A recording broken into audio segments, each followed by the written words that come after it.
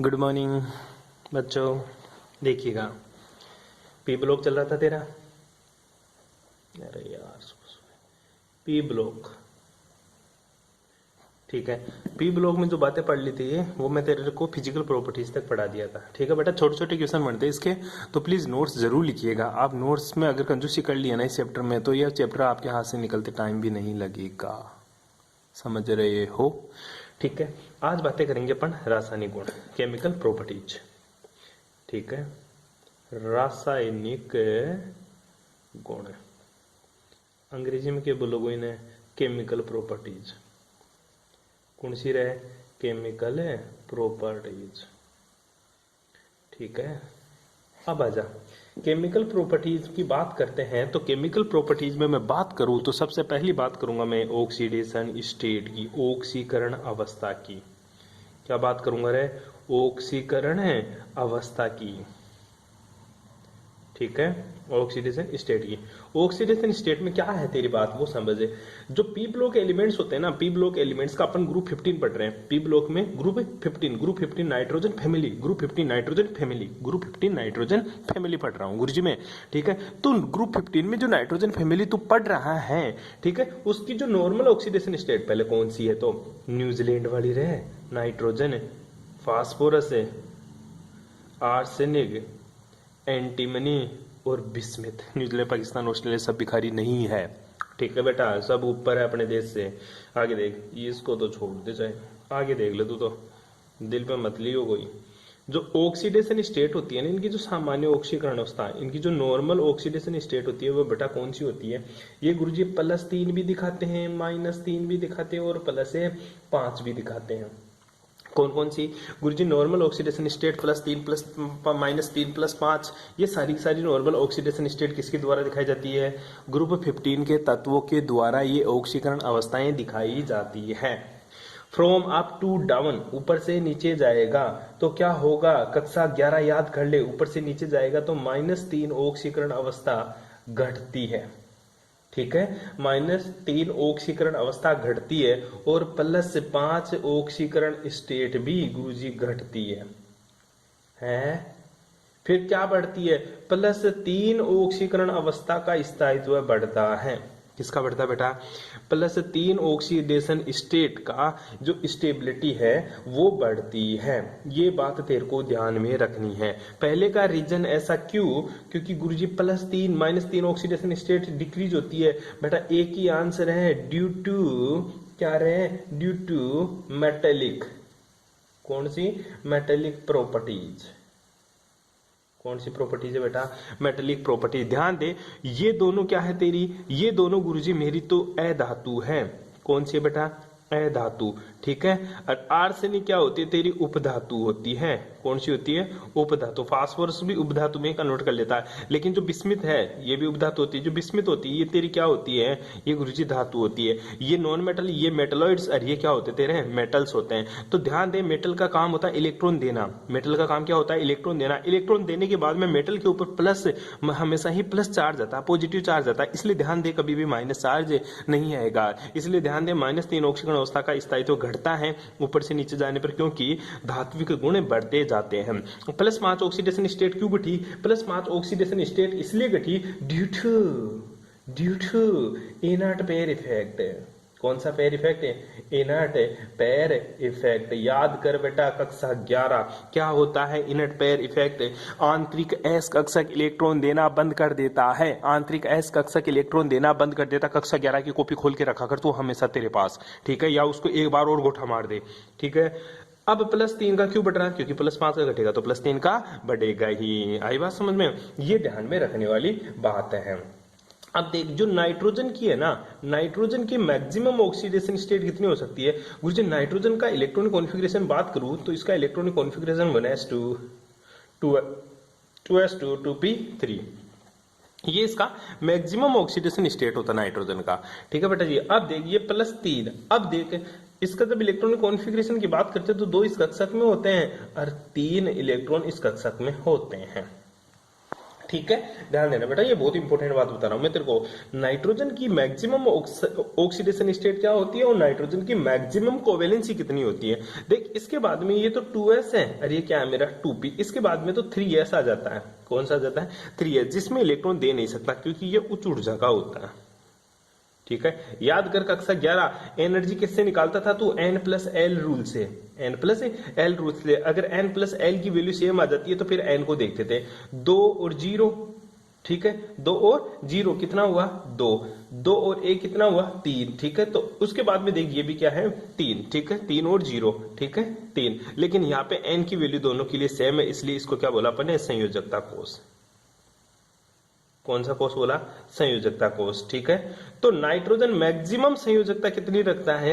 Nitrogen maximum जो संयोजकता है गुरुजी कक्षकों के बराबर रखता है। 3 कक्षक तो ये रे, एक कक्षक ये रहा, तो मैक्सिमम संयोजकता ये 4 रख सकता है।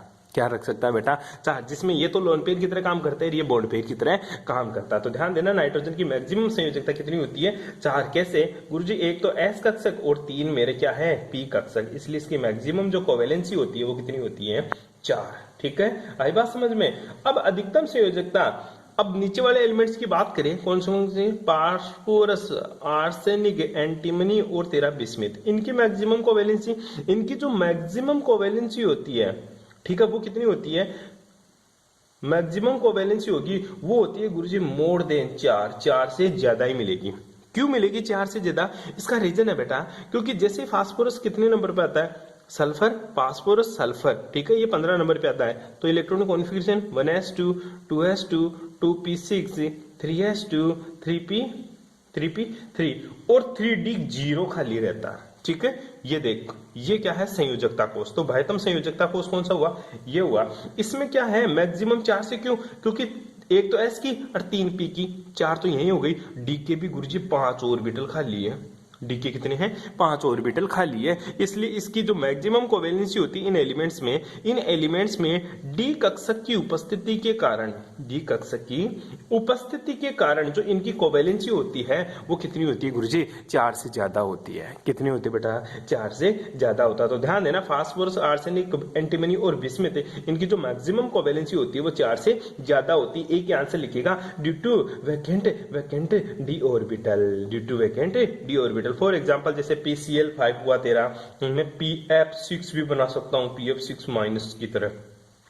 ठीक है, इस तरह से इनकी देख, यहाँ पे कोवेलेंसी 5 है, यहाँ पे कोवेलेंसी कितनी है? 6। कोवेलेंसी मतलब संयोजकता मतलब कितने को पास में जोड़ता है, कितने एलिमेंट्स को वो जोड़ पाता है, वो उसकी कोवेलेंसी कहलाती है। कोवेलेंसी ऑक्सीडेशन स्टेट को कभी मिक्स मत करना टंटो, तुम बहुत होशियार हो, कोवेलेंसी और ऑक्सीकरण अवस्था दोनों को मिक्स कर देते हो, वो कारनामा यहाँ बिल्कुल ही नहीं करोगे। क्वेश्चन पूछता है क्या कि PCl5 बनता है, क्या बनता है?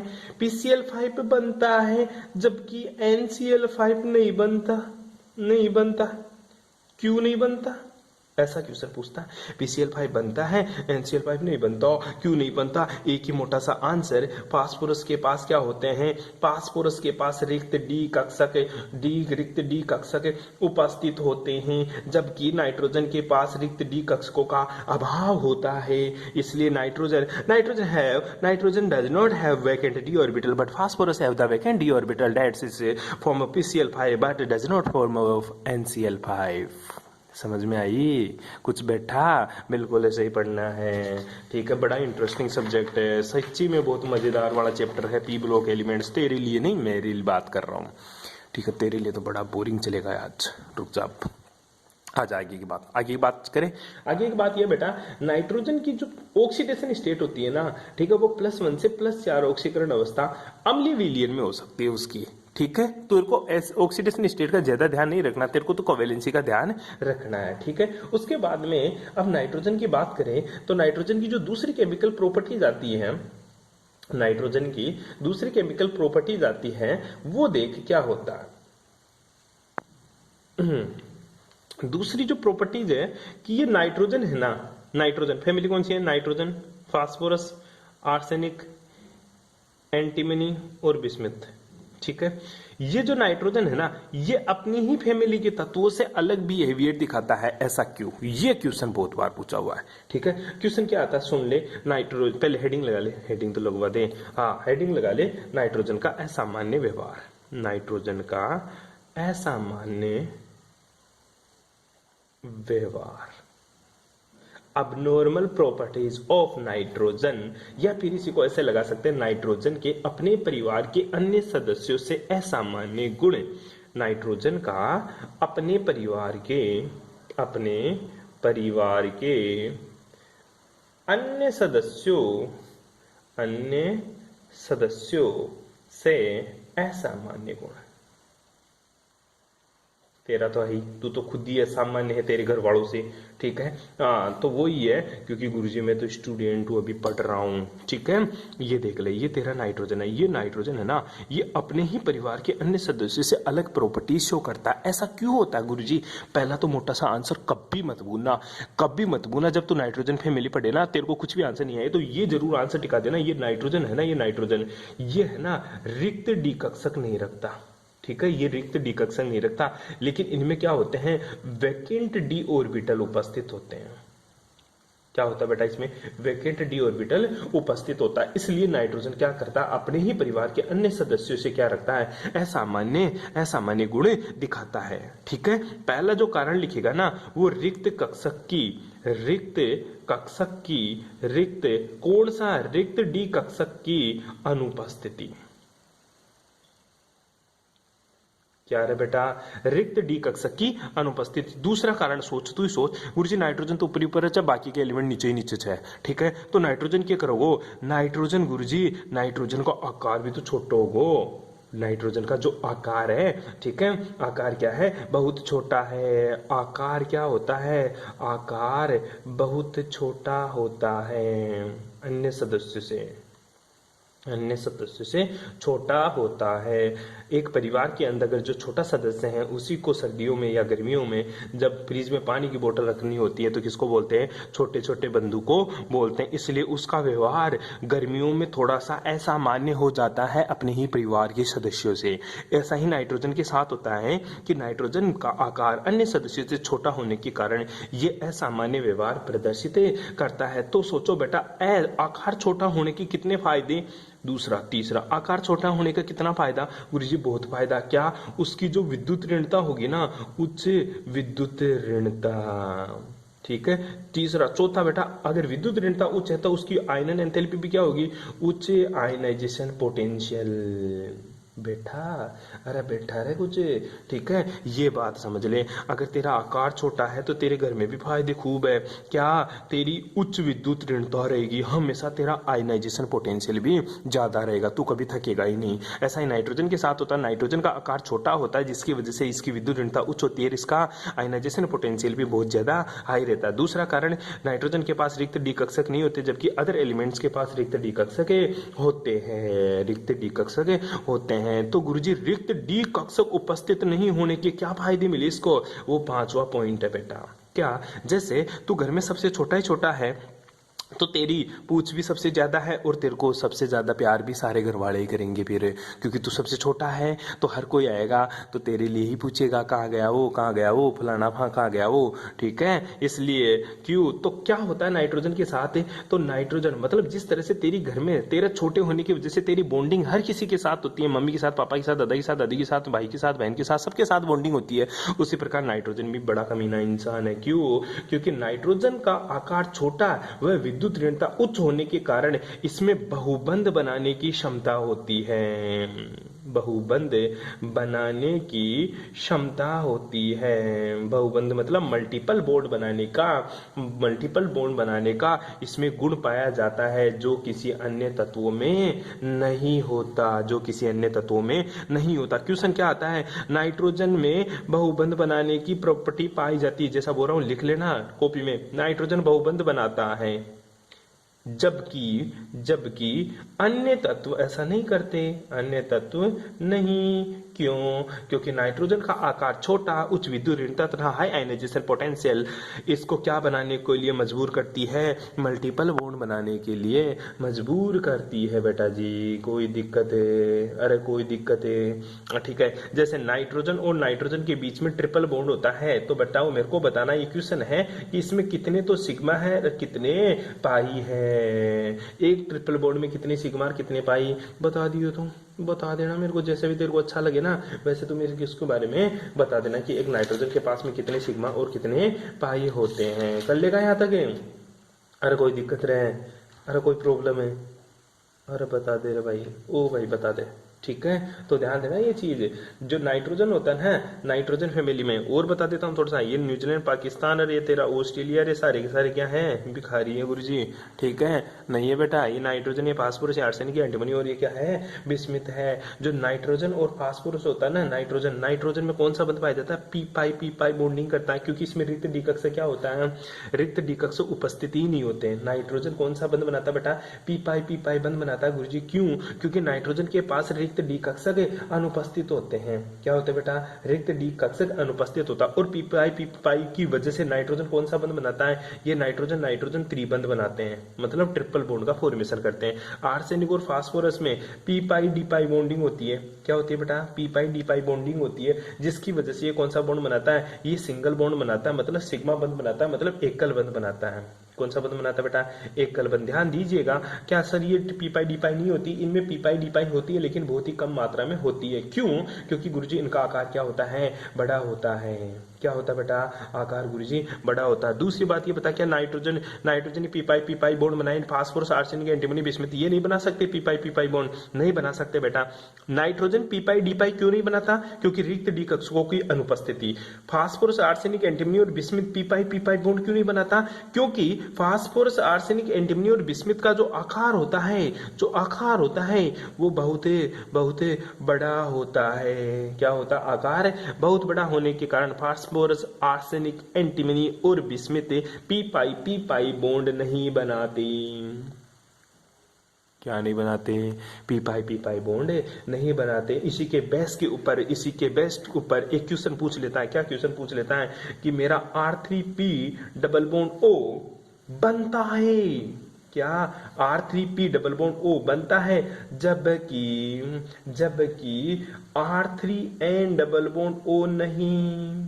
ऐसा क्यों? सिंपल सी बात है, nitrogen does not have vacant d कक्षक। नाइट्रोजन के पास वैकेंट डी कक्षक उपस्थित नहीं होता, जबकि फास्फोरस के पास वैकेंट डी कक्षक उपस्थित होता। अतः नाइट्रोजन कभी भी पी पाई डी पाई बॉन्डिंग नहीं कर पाता, जबकि फास्फोरस क्या करता है? पी पाई डी पाई बॉन्डिंग कर लेता है। इसलिए ये कंपाउंड से नहीं बनता, ये कंपाउंड से बन जाता है। समझ में आया? अरे कुछ बैठ रहा है, क्योंकि नाइट्रोजन के पास नाइट्रोजन के पास पी पाई डी पाई बंध नहीं बनता, क्योंकि नाइट्रोजन के पास रिक्त डी कक्षकों की अनुपस्थिति होती है। चल आगे क्या है? आगे पढ़ेंगे बेटा हाइड्रोजन के प्रति क्रियाशीलता। ग्रुप 15 के तत्वों की हाइड्रोजन के प्रति क्रियाशीलता। कौन हाइड्रोजन के साथ बंध बनाएगा, कौन हाइड्रोजन के साथ बंध नहीं बनाएगा? ध्यान दे बेटा, बहुत इंटरेस्टिंग टॉपिक है। क्या है गुरुजी? बहुत ही इंटरेस्टिंग टॉपिक है। ग्रुप 15 के तत्व हाइड्रोजन के साथ क्रियाशीलता कैसी होगी वो देखते हैं। पहले हाइड्रोजन के साथ जो बॉन्ड बनाएगा वो कैसा बनेगा? तेरा बनेगा क्या? NH3 बनेगा, PH3 बनेगा तेरा। ठीक है, आर्सेनिक वाला बनेगा ASH3। नाम तो देख लेना किताब से क्या नाम होते हैं इनके। SbH3, ठीक है, और BiH3 ये बनाते हैं बंद हाइड्रोजन के साथ। ठीक है, पहले चीज ये ध्यान रखना, देख जो सबके सब बॉन्ड है ना, ऊपर से नीचे वाले सारे के सारे जितने भी एलिमेंट्स है ना, इनमें गुरुजी सबसे मोटी बात ये बताए, इनमें जो हाइब्रिडाइजेशन होता है, पहली बात ये बताए, इनमें जो संकरण होगा वो क्या होगा? तू खुद काउंट कर बेटा, ये नाइट्रोजन, ये 2 लोन पेयर, ये हाइड्रोजन है, ये हाइड्रोजन है, ये हाइड्रोजन। ठीक है, तो बेटा इसमें जो संकरण होगा वो कौन सा होगा तेरा? sp3। कौन सा होगा? sp3। और इसकी जो ज्यामिति होगी, ठीक है, जो ज्यामिति होगी ना वो कौन सी होगी? टेट्राहेड्रल। और इसकी जो संरचना होगी ना, संरचना, ठीक है, संरचना कैसी होगी बेटा? ध्यान दे, इसकी संरचना देख कैसी है? पिरामिड। कैसी है बेटा?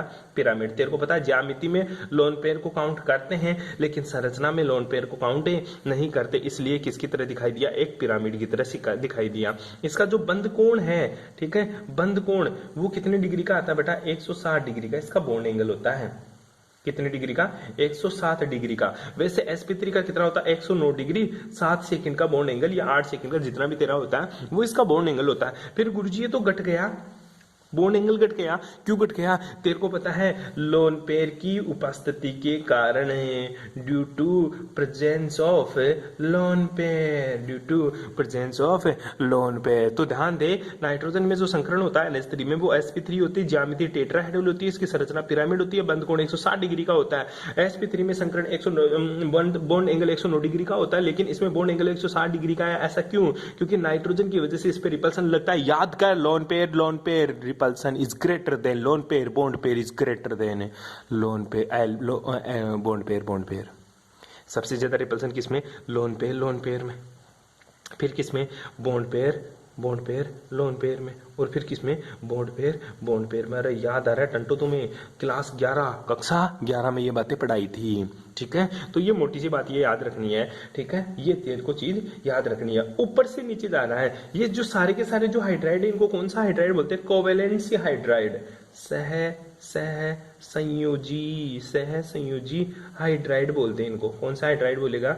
सहसंयोजी हाइड्राइड, कोवेलेंसी हाइड्राइड होते हैं। और ध्यान देना बेटा, ऊपर से नीचे जा रहे हैं तो क्या गुरुजी नाइट्रोजन का तो बॉन्ड एंगल 107 बता दिया, pH3 में भी बॉन्ड एंगल 107 होगा, SH3 में बॉन्ड एंगल 107, SbH3 में भी 107, BH3 में भी 107। संकरण बेटा यही होगा, ज्यामिति भी यही होगी, संरचना भी यही होगी, लेकिन बॉन्ड एंगल ये नहीं होगा। फिर क्या होगा? ऊपर से नीचे जाएगा तो इसका जो बॉन्ड एंगल है ना वो क्या होता जाएगा? घटता जाएगा। क्या होता जाएगा? बॉन्ड एंगल घटता जाएगा ड्यू टू इलेक्ट्रोनेगेटिविटी डिक्रीज। ध्यान देना बेटा, ऊपर से नीचे जाता है तो बंद कोण घटता है क्योंकि विद्युत ऋणता घटती है, क्योंकि विद्युत ऋणता घटती है। तो मोटा सा एक यहाँ पे नोट लगा के लिख लेना, क्या कि bond angle is directly proportional to electronegativity of center atom। ठीक है, सेंटर एटम मतलब नाइट्रोजन, फास्फोरस, आर्सेनिक, एंटीमनी और बिस्मिथ। ऊपर से नीचे जाएगा तो साइज बढ़ेगी तो विद्युत ऋणता घटेगी। अगर विद्युत ऋणता घटेगी तो बॉन्ड एंगल भी घट जाएगा, लेकिन is inversely proportional to electronegativity of a side atom. अगर साइड एटम की इलेक्ट्रोनेगेटिविटी बढ़ाएगा तो उसका बॉन्ड एंगल घट जाएगा। क्या हो जाएगा? घट जाएगा। क्या हो जाएगा? घट जाएगा। फॉर एग्जाम्पल NH3 और तेरे को NF3 दे दूं मैं, तो बता बॉन्ड एंगल किसका ज्यादा होगा? NH3 का या NF3 का? तू मेरे को करके बताएगा। इसका थ्योरम तो यहाँ दे दी तेरे को मैंने, ठीक है। ये होता है बेटा ग्रुप 15 के तत्वों का, किसके साथ? ग्रुप 15 के तत्वों का हाइड्रोजन के प्रति क्रियाशीलता इस तरह से होती है, ठीक है। अब मेरे को ये चीज तो समझ में आ गई, हाइड्रोजन की प्रति क्रियाशीलता। तो गुरुजी मैं इन सबको जल में डाल दूं, NH3 को भी पानी में डाल दूं, PH3 को भी पानी में डाल दूं, SH3 को, SbH3 और BiH3 सबको पानी में डालूं, तो मेरे को ये बता सबसे जल्दी कौन विलय होगा पानी में? सबसे जल्दी कौन घुलेगा? तो ध्यान दे बेटा, जल में विलेयता, इसी में पॉइंट चल रहा है, जल में विलेयता, ठीक है। जल में विलेयता सबसे ज्यादा बेटा NH3 की होगी, उसके बाद में तेरी PH3 की होगी, उसके बाद में तेरी SH3 की होगी, उसके बाद में तेरी SbH3 की होगी, उसके बाद में तेरी BiH3 की। रख लेना इन चीजों को सबको। ऐसा क्यों हुआ गुरुजी? तेरे को पता है नाइट्रोजन क्या करता है? हाइड्रोजन बंध बनाता है। क्या करता है बेटा? हाइड्रोजन बंधे बनाता है। तो एक ही आंसर लिखिएगा, ड्यू टू हाइड्रोजन बॉन्डिंग। तेरे को पता है नाइट्रोजन भी हाइड्रोजन बॉन्डिंग बनाता है, फास्फोरस थोड़ा कम बनाता है, ये और भी कम बनाएंगे। ऐसा क्यों? क्योंकि गुरुजी ऊपर से नीचे जाएंगे ना तो साइज बढ़ती जाएगी। क्या बढ़ती जाएगी? साइज बढ़ती जाएगी, जिससे हाइड्रोजन बॉन्डिंग कम बनेगा, जिससे मेरा हाइड्रोजन बॉन्डिंग कम बनेगा। NH3 में सबसे ज्यादा हाइड्रोजन बॉन्डिंग होती है। ध्यान दियो इस चीज के बारे में, इस श्रेणी में, ठीक है। तो जल में विलेयता किस पे डिपेंड करती है? हाइड्रोजन बॉन्डिंग के ऊपर निर्भर करती है। जल में विलेयता किस पे निर्भर करती है? जल में विलेयता हाइड्रोजन बॉन्डिंग के ऊपर निर्भर करती है। कोई दिक्कत बेटा जी यहाँ तक है? अरे सच्ची बता दे, अगर कोई प्रॉब्लम हो तो पूछ ले भाई, यहाँ तक है, ठीक है। बाकी की बातें करेंगे अपन वही तेरी नेक्स्ट क्लास में, ठीक है। Thanks for cooperation.